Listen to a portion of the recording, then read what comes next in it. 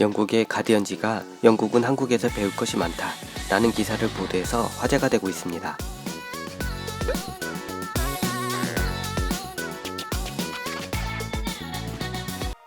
2021년 2월 5일 영국의 대표적인 종합일간지이자 외신보도로 유명한 가디언지가 한국의 전염병 격리소에 가보았다. 영국이 배울 수 있는 것이 많다 라는 기사를 게재했습니다.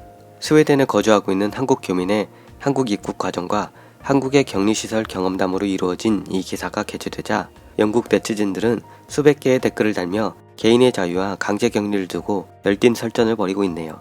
기사의 내용과 기사에 달린 댓글 반응을 전해드립니다. 구독과 좋아요 부탁드립니다. 기사의 내용입니다. 나는 한국의 전염병 격리소에 가보았다. 영국이 배울 수 있는 것이 많다. 영국 정부가 고위험국가 출신의 해외 입국자에게 호텔 내 자체 격리 조치를 의무화하기로 한 것은 정부가 운영하는 시설에서 강제 격리의 실용성에 대한 논쟁을 촉발시켰다. 어떤 사람들은 그것의 비용과 제한적인 면에 대해 회의적인 반면 다른 사람들은 그 조치가 너무 늦었다고 일축한다. 나의 한국 전염병 격리시설 경험은 이런 면에서 빛을 발할 수 있을 것이다. 작년 11월 나는 가족과 함께 휴가를 보내기 위해 한국으로 날아갔다. 복잡한 서울 도착 과정을 요약하자면 전염병 추적 앱을 다운로드 받아야 했고 내 체온을 검사받았고 PCR 테스트를 받기 위해 집에서 가장 가까운 공공 클리닉으로 미리 승인된 택시를 타고 갔다. 그 후 집에서 2주 이상 자가격리를 하도록 요구받았다. 일단 집에 와서 부모님과 최소한의 접촉을 가졌는데 부모님 두 분 모두 항상 마스크를 쓰고 계셨고 재빨리 내가 방에 있어야 한다고 지시하셨다. 다음날 아침 검사 결과가 나왔는데 아무런 증상 없이 양성 반응이 나와서 깜짝 놀랐다. 그때 나를 놀라게 한 것은 지역 보건소 관계자들이 나를 정부 시설로 데려다 주려고 왔다는 것이다. 내가 간 지 얼마 되지 않아서 더 많은 공무원들이 와서는 우리 아파트를 소독하고 부모님을 체크하고 검사를 받으라고 했다.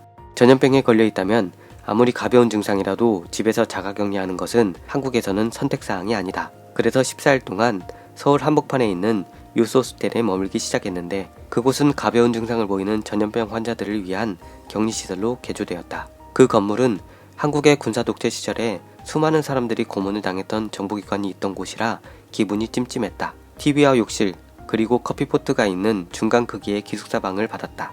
아쉽게도 난 그 방을 3명의 다른 환자들과 공유해야만 했다. 그들은 모두 무증상이었다. 의사들은 무증상 환자들이 서로 교차 감염될 가능성은 거의 없다고 내게 장담했다. 14일 동안 아무도 방을 떠날 수 없었다. 우리는 우리에게 배달된 음식을 줍거나 소독 처리해야 하는 쓰레기를 내놓기 위해서만 문을 열 수 있었다. 빠져나가려 한 사람은 누구나 거주 시스템을 통해 엄중 경고를 받았다. 우리는 매일 검역 규정을 어기면 기소될 수 있다는 것을 상기했다. 그러나 이러한 제한에도 불구하고 두 가지가 눈에 띄었다. 첫째는 서비스 제공 수준이었다.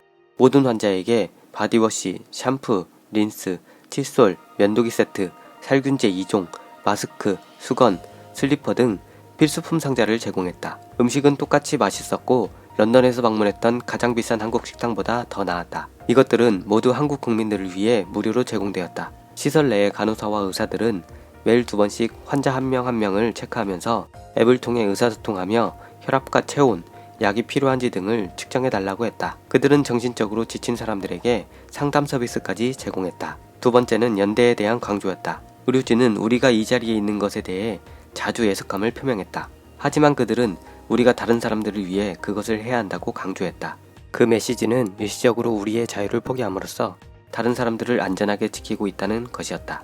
부모님 두 분 모두 위험군에 속해 계시기 때문에 개인적으로 이런 점이 영향을 미쳤고 나중에 부모님이 내가 집에서 자가격리하는 것보다는 안심됐다고 말했다. 한국의 전염병 격리시설은 강제성, 공공서비스, 그리고 사회적 연대의 권고가 뒤섞여 있다.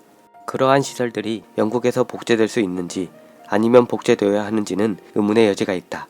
그러나 정부가 강제적으로 소수에 대한 제한과 다수에 대한 안전 사이의 경계를 명확히 하려는 그들의 목적은 영국의 느슨한 봉쇄와 긴축 사이에 정책적 줄다리기 속에서 고려할 가치가 있다.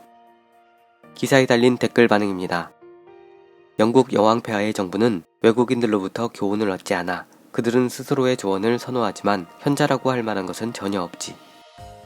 외국인은 아이러니한 의도라는 걸 알게 될 거야. 한때 흔히 행해졌던 태도에 대한 일침도. 우리 영국인들은 우리가 모든 면에서 외국인보다 우월하다고 생각했었어. 그 반대의 증거에도 불구하고 일부는 여전히 그러지.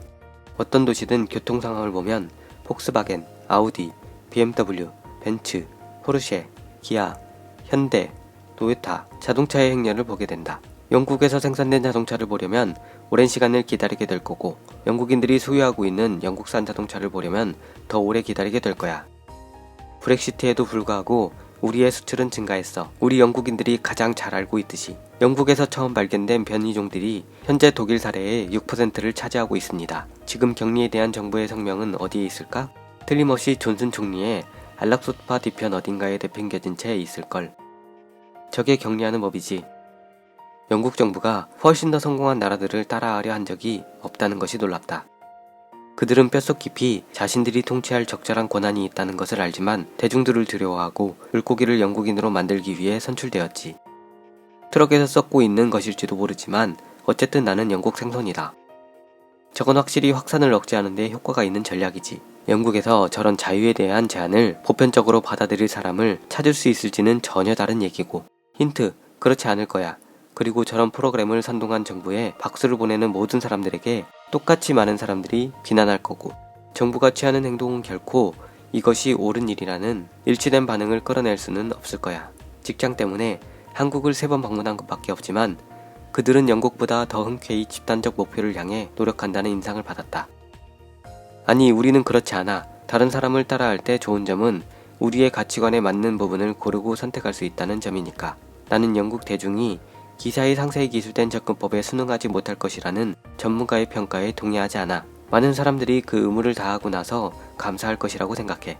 난 다른 가족들을 감염시키지 않고서는 집안에서 쉽게 격리할 수가 없었어. 내가 다른 곳에 있다면 가족에 대해 훨씬 더 안심이 되었겠지. 또 적절한 격리를 통해 일체의 의심도 없애준다. 고용주가 해고하거나 신문할 수 없겠지. 여기에 국가적인 의무감이 더해져 승자가 될 가능성이 높다.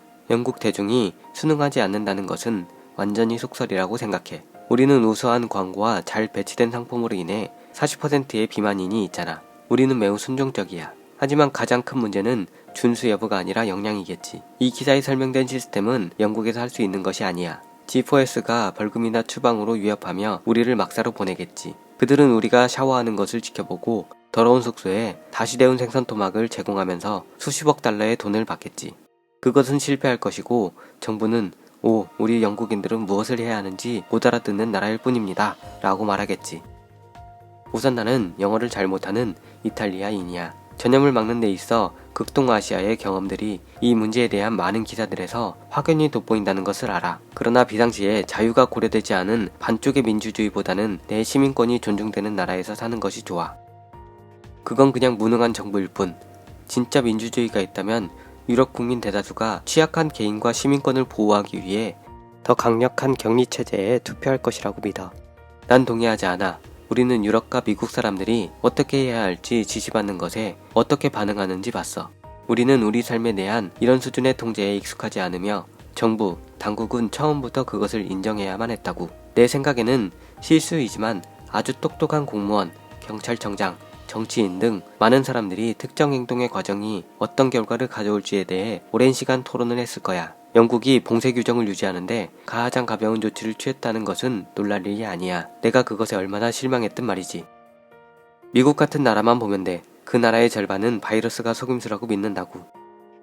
한국의 정치를 반쪽 민주주의라고 부르는데 아는 게 있냐? 아니면 단지 게으른 가정일 뿐이냐? 아마도 대다수의 한국인들은 공중보건을 위해 짧은 기간 동안 소수의 개인의 자유를 엄격히 제한하는 것을 선호할 거야. 확실히 너희가 좋아하지 않을 선택이긴 하겠지만 그건 민주적인 선택일 거라고. 유럽과 비교했을 때 사망자의 숫자에 있어서 확실히 효과적이었어. 서로 다른 문화, 인구 밀도 등에 대한 단순한 가정은 실제 문제를 해결하지 못해. 이건 바이러스야. 사람에서 사람에게로 전염되는 바이러스로 전 세계적으로 거의 같은 방식으로 전염된다. 이 바이러스는 한국이든 어디든 상관없다고. 한국에서는 200만 명의 사람들이 부패한 대통령의 사퇴를 요구하며 거리로 뛰쳐나갔고 그녀는 감옥에 갔다. 많은 부패한 서구 지도자들에게 그런 일이 일어나는 것을 본 적이 없어. 전염병에 대처하는 문제가 자유를 사랑하는 마음에서 비롯되었다는 생각은 그저 자기 합리화일 뿐이야. 너의 시민권? 사람들이 잃는 게 뭔데? 이건 세계적인 팬데믹이라고. 80년 전 나치가 폭격기를 우리 도시로 보냈을 때 이런 태도를 상상해봐라. 커튼을 가리라고? 민간의 자유를 침해하는 거야? 말도 안 돼.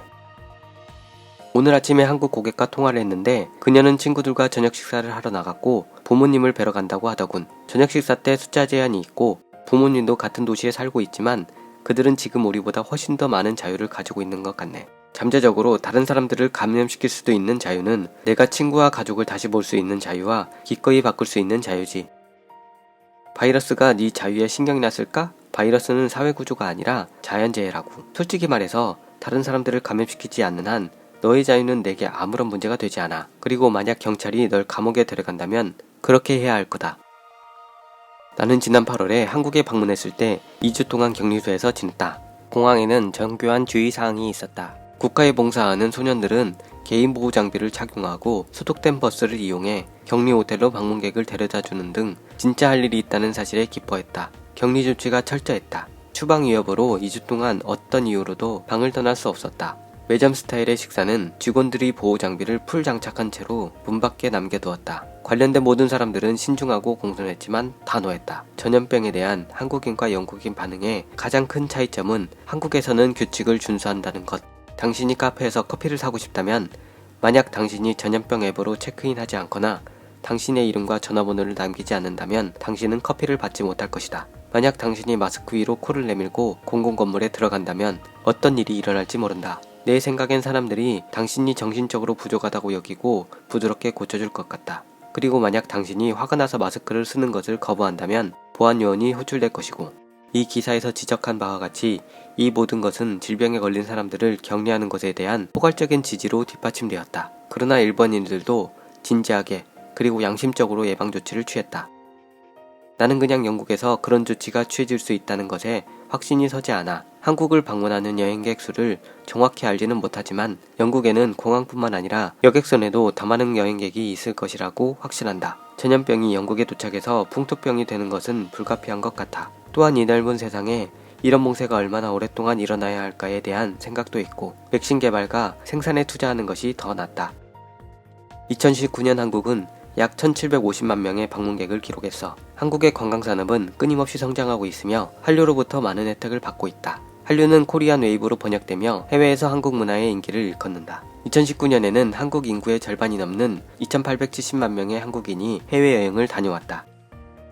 영국과 같은 선진국들의 문제는 우리 국민들이 뚱뚱하고 멍청하고 행복하다는 거야. 그래, 나는 일반화하고 있어. 물론 가난하거나 혜택받지 못하는 사람들도 있지. 누구나 살 곳이 있고 직장, 세차, 평면 TV가 있다. 아무도 더 이상 공동체에 대해 신경 쓰지 않고 우리 아이들은 경찰관과 절대 접촉하지 않기 때문에 경계나 책임에 대한 개념이 없지. 부모들은 그런 것에 대해 가르치지 않는 것이 확실해. 이 모든 것이 한국 같은 나라들과 극명한 대조를 이룬다.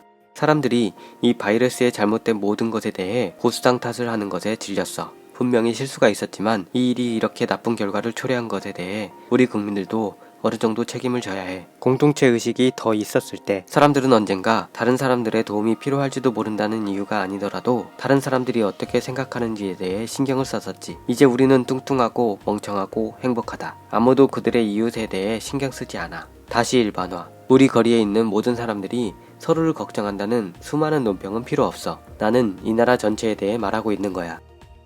누구나 살 곳이 있고 직장, 세차와 평면 TV가 있다. 한국도 그렇게 묘사할 수 있어. 어느 면으로 보나 가난한 나라는 아니지. 아마도 더 적은 차와 더 많은 평면 TV를 가지고 있을걸? 완전 동감한다. 한국은 생활 수준이 높은 선진국이지만 공동체 의식이 강하고 정부의 조언을 매우 진지하게 받아들일 거야. 이런 종류의 계획을 실행하지 못한 것은 영국뿐만 아니라 유럽 전체와 다른 많은 나라들도 마찬가지야. 그럼에도 불구하고 동아시아는 다시 한번 새로운 세계 권력, 기술, 그리고 훌륭한 통치의 중심이라는 점에서 좋은 사례를 만들고 있어. 그들은 서유럽보다 훨씬 더 유능할 뿐만 아니라 우리가 서구에서 소비하는 첨단 기술 제품을 생산하는 선진적인 제조국이기도 하지. 사실 한국이 가장 좋은 예인 것 같아. 왜냐하면 대만과는 다르게 큰 감염 확산에 대처해야 했으니까. 내가 아는 한 대만은 국경을 너무 빠르고 효율적으로 봉쇄해서 다른 많은 조치들을 취할 필요가 없었어. 오늘 소식은 여기까지입니다. 시청해주셔서 대단히 감사합니다.